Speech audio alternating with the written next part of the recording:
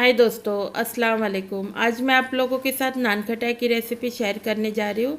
काफ़ी टेस्टी और इजी तरीके से हम घर में बना सकते हैं इसे। और उसके लिए हम चीज़ें देखेंगे।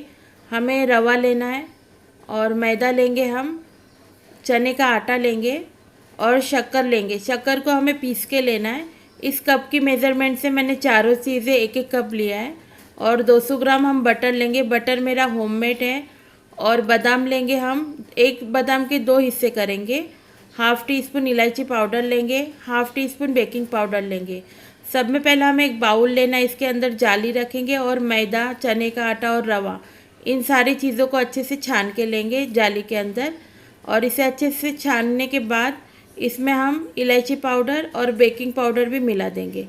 इसे अच्छे से मिक्स करके लेंगे और इसे साइड में रख देंगे। दूसरा बाउल में हम बटर को ऐड करेंगे और हाथों की मदद से बटर को अच्छे से फेंट के लेंगे। थोड़ा थोड़ा करके हमें शक्कर भी ऐड करते जाना है। जो पीसी हुई शक्कर है वो मिलाते जाएंगे और इसे हाथों की मदद से अच्छे से मिक्स करेंगे। उसके बाद में हम हैंड बीटर से इसे बीट करेंगे 10 मिनट के लिए। अच्छे से क्रीमी बनने देंगे बैटर को।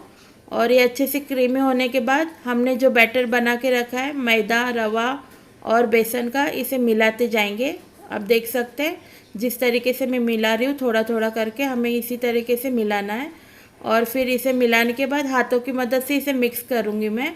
इसका डो बना के लेंगे हम। और हमारा डो तैयार है। एक ट्रे लूँगी मैं, इसमें घी मिलाऊंगी, थोड़ा सा घी फैला देंगे। और अभी हम नान खटाई बनाना शुरू करेंगे। छोटा सा गोला लेके छोटे से गोले से हम नान खटाई बनाएंगे, क्योंकि ये बेक होने के बाद थोड़ा फैल जाता है। नान खटाई हमारा अभी बनके तैयार है। अभी ओवन मैंने प्री हीट करने रखी थी पहले ही। जैसे ओवन प्री हीट हो जाता है तो 10-10 मिनट में नान खटाई बन के तैयार हो जाती है। और नान खटाई बन के हमारी तैयार हो चुकी है। मैं आपको दिखाती हूँ इसे। ये अच्छे से बेक हो गई है। इसे ठंडा करेंगे और ठंडा करने के बाद इसे निकालेंगे। और सारी नान खटाई इसी तरह से हम तैयार करेंगे।